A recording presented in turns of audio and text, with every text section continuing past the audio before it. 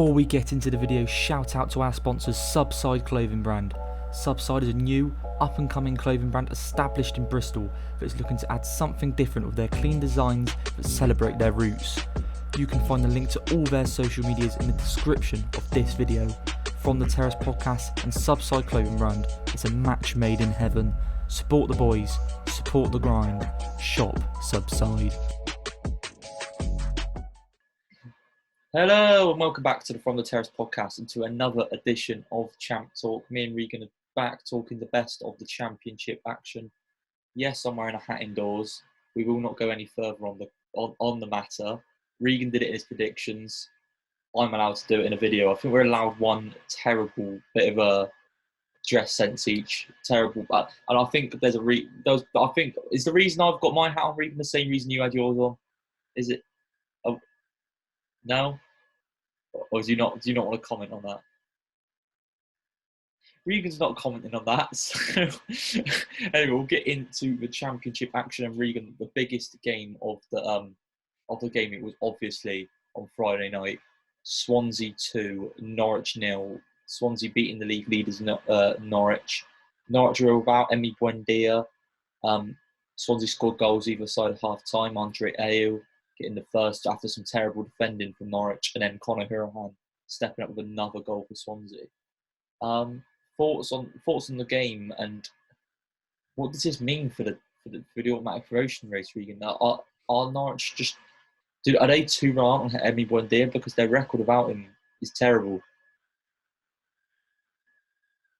I had my notes prepared for what you said was the best game of the season so far. So I was all ready to talk about Luton versus Huddersfield. So you've kind of thrown me into the deep end on this one. But I'll say what I can about this game.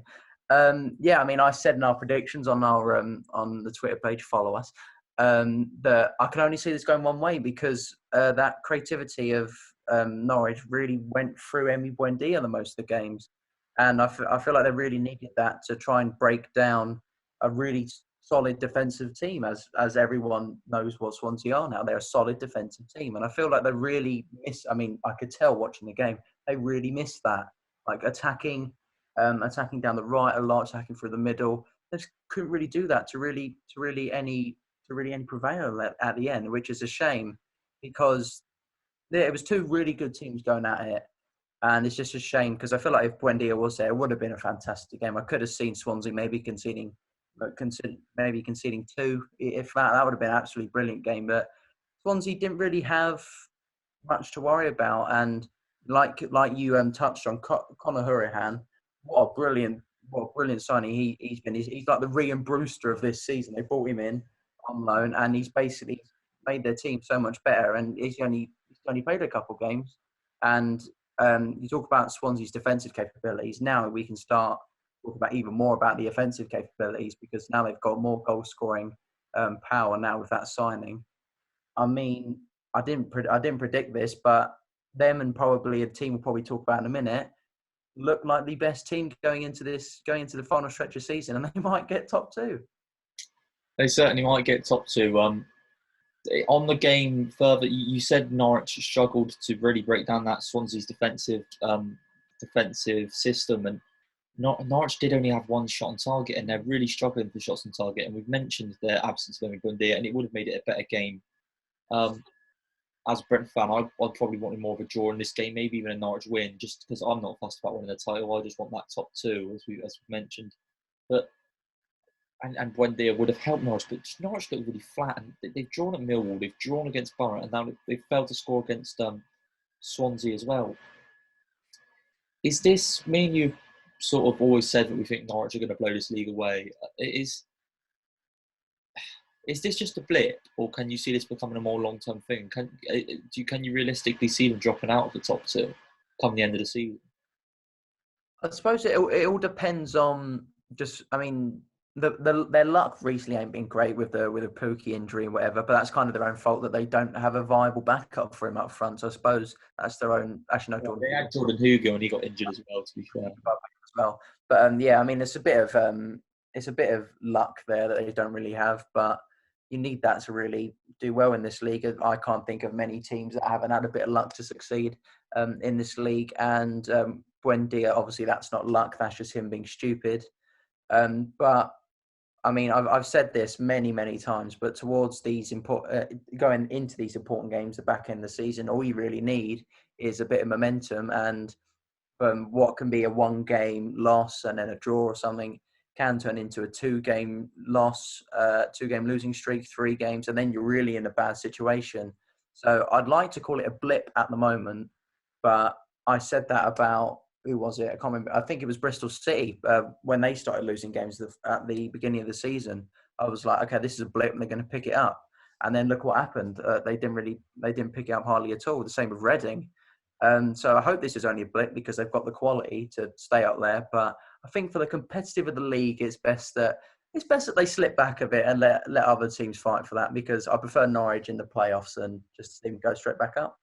Yeah, I mean, I guess the positive, looking at it from Brentford fans' perspective, is it was looking like for a long time that there was one automatic promotion place to fight for, and the other one was just taken by Norwich. I mean, it's easily up for grabs now. If Brentford win their game in hand, they go above Norwich and they're top of the table. Continuing with Norwich, their next 6 fixtures, they're going to be massive for them because they've got 5 very winnable games and then a tough one to finish it off. So I think this next streak of games is going to be very big for how their season's going to turn out. They've got Stoke at home, then they've got Coventry away, Rotherham at home, Birmingham away, and Wickham away. Sorry, so it's a very 5. You'd expect Norwich to at least get about 12 points from them, or they should be. And then they finish that run off, and they'll need some momentum because they're going into the game against Brentford, which is obviously, now we know, even bigger than it was before. It's a massive match. So Norwich have got the games where they could turn it back round. They have Emi Buendia back from suspension. But it's looking worrying for them. And it's not, with Norwich, you always know, with Norwich, it feels like the one guarantee you always have is they're going to score goals and they're going to create chances. And they're doing neither at the moment. So if they're not doing that, there's a big chance to slip away. But once again, last touch on the fair play to Swansea because their defensive record, I mean, we're going to get onto another potential record breaker in a moment in Ivan Toney. But it feels like I'm going to go down the route. But I think if Ivan Toney does break the goal scoring record, Brentford do get promoted. I think if Swansea do break the defensive record of the Championship, they get promoted. So if they carry on the way they're going, they're only going to come top 2 with that defensive record.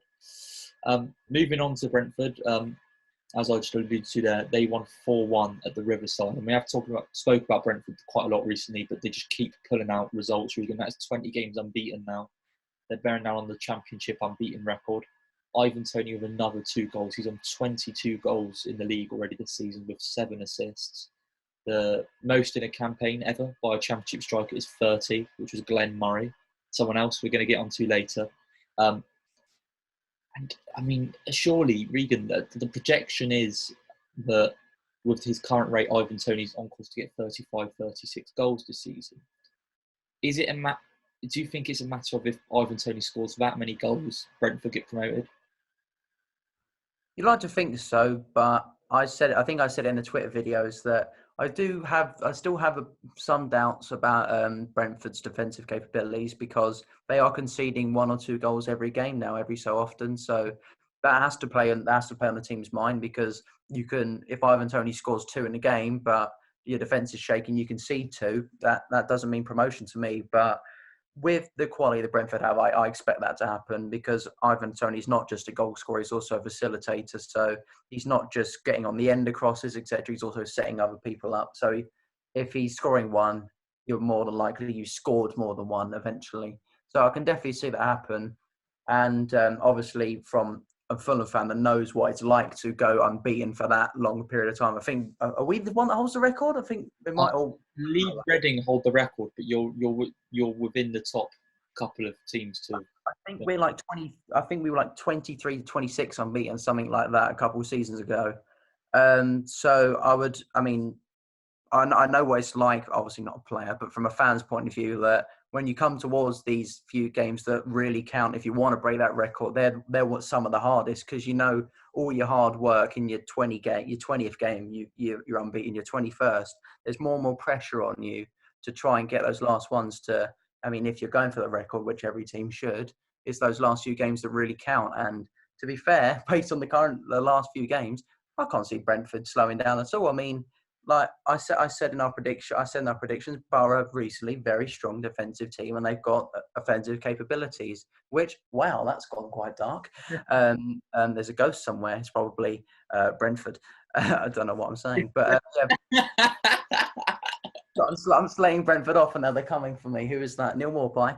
But yeah, Borough, very strong defensively and did have the offensive capabilities, and obviously that wasn't the case. I mean, I saw some highlights, and Balassi looked good, and Easton Scabano, and in his very first game, didn't look half bad because since he only had about 2-3 days to get used to the team and the play style.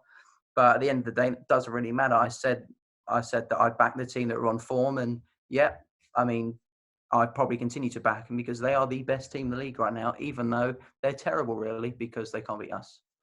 As a fan of Brentford, you can't help but be pessimistic. You can't help but be.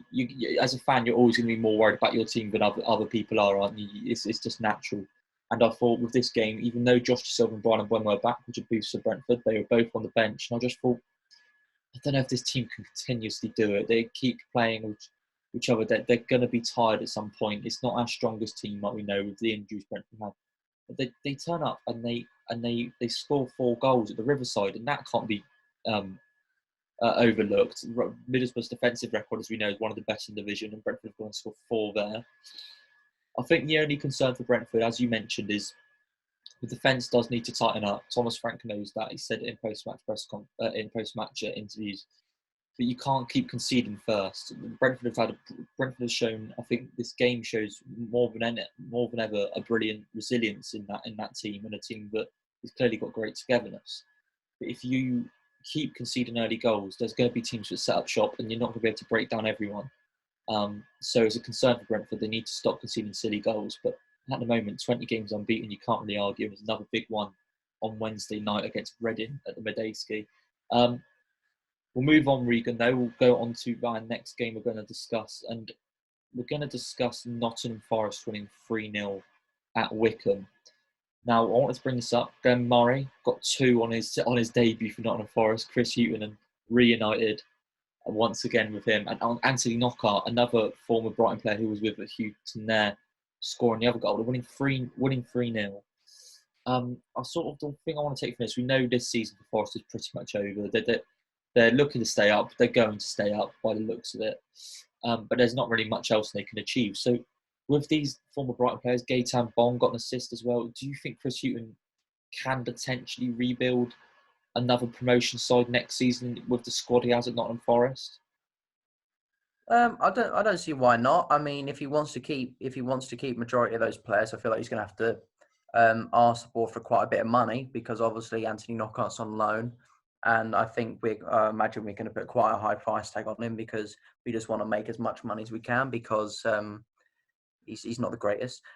Cyrus Christie is obviously going to cost quite a bit because of the past few games. He's really shown his quality, and I think he's going to cost quite a lot. And you've got quite a few loan players that Chris Hughton really just bought in as soon as he came in and be like, okay, yeah, I need you and you quickly, just come in quickly for a season or so. But I like the way of the past few weeks that Forest are moving. They're kind of going back to they're going to what I expected them to be as soon as Chris Hughton arrived. But obviously that didn't happen. But I can see the quality in that team now, and I mean it's not much feat beating Wycombe. I mean if Anthony Knockaert's scoring against you, you're obviously an absolutely terrible team. And to be honest, when you said record's going to be broken, I thought you were going to say Wycombe the worst team in the Championship because it's very possible that they will be. But it's very good for Glenn Murray to get back amongst the goals because I don't think he scored one in a very, very long time, even though one was from the penalty spot. It's good to get your confidence going, and that's good for your fans. It's good for the rest of your players, and it's good for the manager. And hopefully, I mean, I don't know their run of games, but if they got easy opponents and they could string loads and loads of wins together. I'm not saying playoffs or nothing, but they're going to be a lot stronger position than what a lot of people thought they were going to be. Yeah, and I think that's actually quite important when you think about foundations for a team. If like I mentioned, Forest want to go on, and with the appointment of Chris Hughton, you'd think they do. That is their intention to go and get promoted next season, or at least try and fight for those playoff places.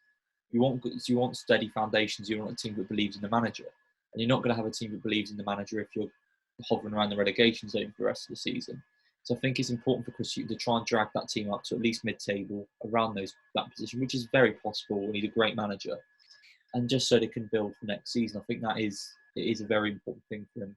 And I think it's quite nice to see he's relying on the same people again. Glenn Murray obviously had unsuccessful loans about Watford, barely played a game. He's got Anthony Knockaert scoring again. Anthony Knockaert has obviously struggled for a couple of years now. Gaetan Bong getting assists, who was an ever-present for Hughton at Brighton. It definitely feels like if he can freshen it up, maybe get a couple of young players in, because obviously he can't rely on those same guys for forever. They're going to get old and they're going to retire at some point, especially Mr. Glenn Murray. It looks like Chris Hughton's finally getting drilling into the team, and he's helped and he's relied on some older players who who's managed before to drill that into the rest of the team. But 3-0 win away at Wycombe. Wycombe are terrible. Can't get overly excited about it, but it's definitely good signs for Forest. Regan, finally, we're going to discuss one more game as we have very few predictions to make this week, with only a few games in midweek. We're going to discuss Bournemouth 3, Birmingham 2. Bournemouth with a win, first win for a while under Jonathan Woodgate, interim charge. He isn't there. They made it tough for themselves against Bournemouth, though, against Bournemouth against Birmingham. Sorry, they made it tough. They made it tough for themselves against a Birmingham side that has now dropped into the relegation zone. Yeah, it definitely is. To be honest, I don't know what the situation's going on with Birmingham and manager. How the hell Karanka has not been sacked, to be honest, because let's be honest, he should have been by now. They should not be in the relegation zone. They should be around it, but they shouldn't be in it. And I'm not gonna like make predictions already saying, oh, this is the turning point for Bournemouth, etc. Because it's not. It's your first game back, and if anything, I'd say conceding 2 to Birmingham, it was probably more of a loss than actually winning the game, if anything. But it's nice to see Jack Wilshere get amongst the goals. I suppose that's a massive bonus for them. Dan Juma getting back amongst the goals. I know he hasn't. He's been misfiring lately. And Philip Billing, who's got a very good career ahead of him. That's what I like to see with Jonathan Woodgate. He's got quite a few young players there. I like to see him advance them as well as rely on experience as well. So I'd like to see Billing take a bigger step forward. And I feel like if they could do that and they could have a mix of experience and a lot of youth in there, especially Jack Wilshere maybe teaching Billing a few things, because obviously Wilshere's got a lot of experience. Billing got a long career ahead of him. Those two together with Jefferson Lerma behind, for example, I think that could be a brilliant team. But I'm not going to say anything yet because it's far too early to call. And with Bournemouth in terms of managerial situation, do you think they're lucky, or maybe they're not lucky, maybe because Woodgate did only recently come in, so maybe they've foreseen this and this is why they did it now. Do you think they're lucky that they can take their time over this decision to appoint a new manager? Because they've said they're not going to go internal. They've said they're going to take their time over it. And do you think having someone who has managed before, and to be honest, it could easily get another managerial job in the Championship or maybe League One, in Jonathan Woodgate, sort of steadying the ship and having the reins now, is it basically, do you think it gives them a great platform to be able to take their time and pick the right man? And who do you think the right man is for someone like Bournemouth now? It's not a great platform to have Jonathan Woodgate, but I suppose it's a platform because like you have some assistant managers like Tyndall, for example, that didn't really have any manager experience, and then if they came in and they took charge, you would have been back at square one. So it's at least you've got someone who has been in the situation before and knows what to do and knows how to coach players if it's the wrong way or right way. So I suppose that's a platform, but yeah, I like. Do I like that they're going to take their time? They obviously, if they said that, they have confidence in him, and maybe wait for the next game week until you get a tougher test to show if he's actually the right man, or if you want to quickly and change your mind and get someone in there. But I don't really know who to suggest. I would suggest Eddie Howe, but I don't see that. I don't see that happening. But it's not. It's around that time again that there's not a wide manager pool, which I'd pull one out straight away and go, yeah, I'll have him or something. I saw a lot of rumours of Frank Lampard, and I know that's possible because obviously similar situation with Derby, did really well with them, and then he got his dream job, which is why I don't think he will take the job, because he's literally been sacked from the job that he's wanted his whole life. So I think he'll take a time away. So I can't really give a name, but I think the let me get my words out. The next, oh God's sake, the upcoming games will be crucial to them to show if Woodgate is the right man and they can really take their time, or if they need to try and hurry up and try and find one. Because if it's the latter, I could see them make a wrong decision like they did with Tyndall and just bring any random person available in without giving it an inch of thought. And I'm sorry to ask you another question while you're stumbling over your words like that, but the favourite, or well, maybe not favourite, but the word that's been touted around a lot by the press and everything is John Terry. Thoughts on if Bournemouth went down that avenue? I mean, I don't think there's a reason for me to say no, it's a bad idea, because you see a lot of you see quite a few teams doing that now, with obviously with Lampard and Rooney, etc. So I suppose Terry fits that criteria. He has assistant manager experience in a better league, but obviously assistant manager and coach and first team manager is a very different thing.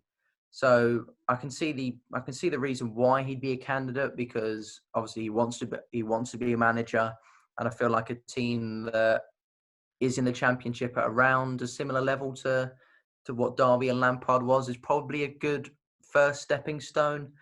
But I think for a team that wants to push the playoffs and go straight back up to the Premier League, I feel they need experience more than letting someone come in first. Maybe John Terry's assistant at Bournemouth and then let him take the role if things go well.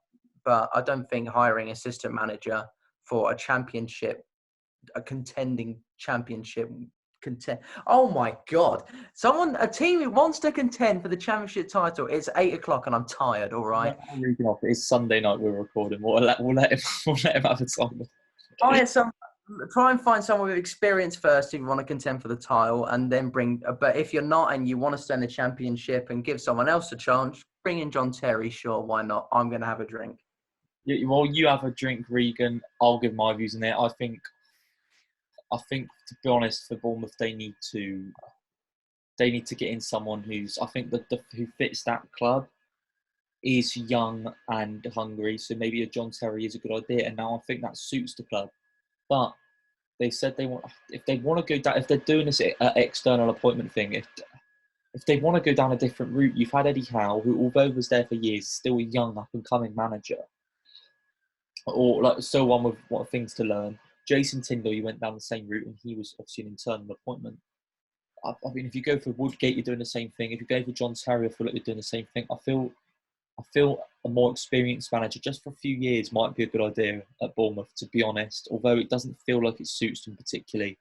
They need to freshen up their ideas, because otherwise, I think the priority has to be just getting back into the Premier League for them at the moment, because if you've dwindled in the Championship for a while, we know it's not that easy to come back, especially once you lose the parachute payments. So I think they need to try and get back up as soon as possible.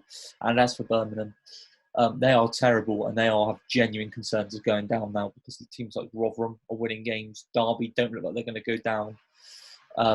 It is looking very worrying for Birmingham. It looks like they could be potentially getting relegated, but you would expect them to pull the trigger on Nigel Crank before things get too bad, you'd think. But they haven't yet, which is to my surprise, because they are very bad at the moment.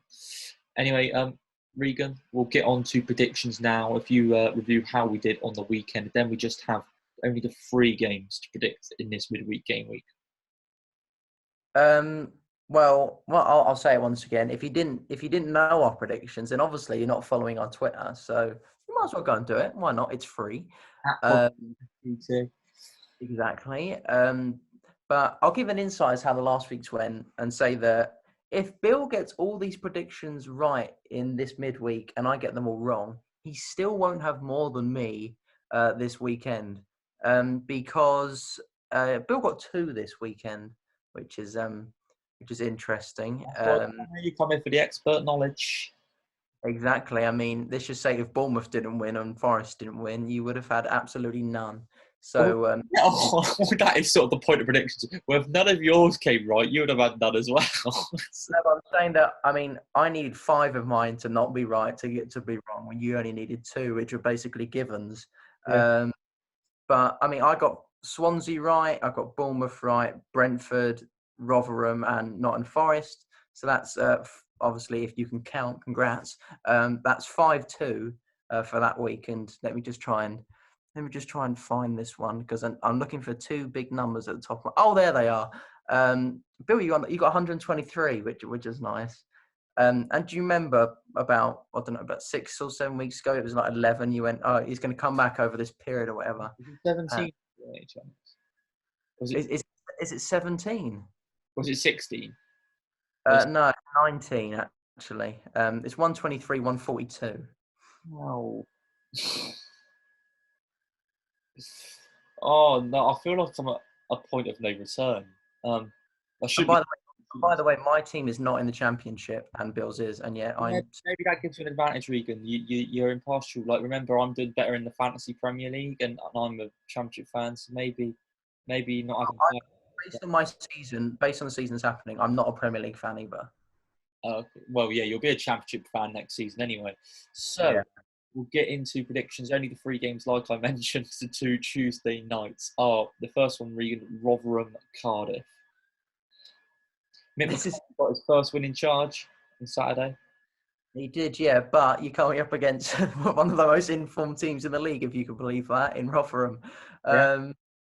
I really can't predict this one because obviously Rotherham, they beat Preston, they beat Derby, they obviously lost to Swansea, but then they're probably the result of the season is beating Middlesbrough at the Riverside, and they beat Derby and drew to Stoke, etc.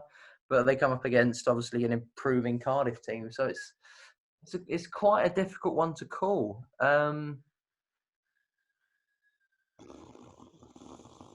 You know what? I'm going to continue to back them because I'm liking what they're doing. I might give away a point, but I've got 19 to lose, so I might as well throw myself out there. I'm going to go for Rotherham. What's really frustrating is I want to go Rotherham. It's about risks here. Do I go Rotherham and go what I actually think is going to happen? Or do I go, God, this is tough. It's a big risk if I go against you because then I can lose the point as well. It's not. We were surprised to see that. I think one that went under the radar in January was Lewis Wing joining Rotherham on loan. Me and Riga didn't realize he came up with an assist. I think Rotherham, Paul Warner's attracted some these players down. He's doing some really good business.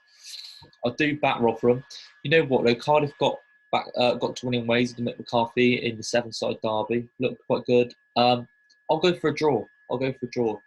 2 teams that have struggled this season, but are winning ways at the moment. So we'll go for a draw in that one. The next one, Regan's another 2 teams right down there: Sheffield Wednesday and Wycombe. I mean, I'm not going to say that this could be the worst game in history because I said that about Millwall Sheffield Wednesday, But and it could be the worst game in history. I know, but now when I say this could be the worst game in English football entirety, this could genuinely be it because these 2 are absolutely terrible. Oh my God. The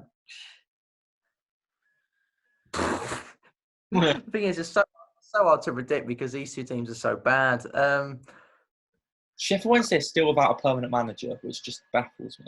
Yeah. Even though that's the better manager than Gareth Ainsworth, arguably. I might have to go without the common knowledge. Well, it's not yet. I'd say it's insane logic, but it's now called common knowledge. Yeah. But these 2 teams can't beat each other. Common knowledge. Just because that they were on a better run beforehand, I'm going to have to say that Sheffield Wednesday are going to win. I'll back you on Sheffield Wednesday as well. They did concede 4 goals to Millwall, which is not particularly impressive. But Wycombe are just getting thumped every game at the moment. So you can't back Wycombe, can you? I have to go Sheffield Wednesday as well. And finally, Regan, to end this short midweek prediction segment, is Reading versus Brentford at Namadejski. Another tough game for Brentford, but their last one for a while. They've got a nicer run of fixtures after this. Can they keep the unbeaten run on? Not only Will they keep that unbeaten run alive? I think by around 10 o'clock on Wednesday, we're going to have new leader to the championship, Oh, uh, God. which is Red. No, it's not going to be Reading. Yeah. I mean, you can't beat Stoke without Tyrese Campbell. So I'm gonna have to say Brentford, and yeah, congrats in advance. I'm hoping it doesn't happen, but congrats. I'm going to go for a draw in this one. Now, I am so happy to let the points go and Brentford win this one. I'm worried to back Brentford now because I've not been backing them in these tough games and they've been coming and playing out very well. And yes, it's ridiculous superstition, but I'm sticking with it. I'm going to go for a draw because if you look statistically, Brentford conceding a lot of early goals at the moment. You can't really afford to do that against a good team like Reading. And Reading are one of the best set-piece sides in the league. Brentford have been very bad on crosses recently, so I think it's pretty guaranteed Reading will score a goal. But Brentford have been playing so well recently, they're going to score a couple themselves. I think a good score draw on this one. I'm going to back a draw. And let me just double check a second for you before we move on and finish this episode of Champ Talk. Apologies for not being completely. If Brentford draw, they still go top of the championship temporarily. They go top of the championship. So me and Regan are both saying, as of Wednesday night, Brentford will be league leaders, and they'll be league leaders for the first time this season. Anyway, that is our predictions over, and that is this episode of Champ Talk done. Regan seems to be bemused. He seems to be looking into the future where Brentford are in the Premier League and Fulham, with their lovely new stand at the cottage, are watching Championship football. Anyway, if you did enjoy the video, remember to like it, subscribe to the From the Terrace podcast YouTube channel, leave us a rating on iTunes, follow us on Spotify, and we'll see you in the next Champ Talk.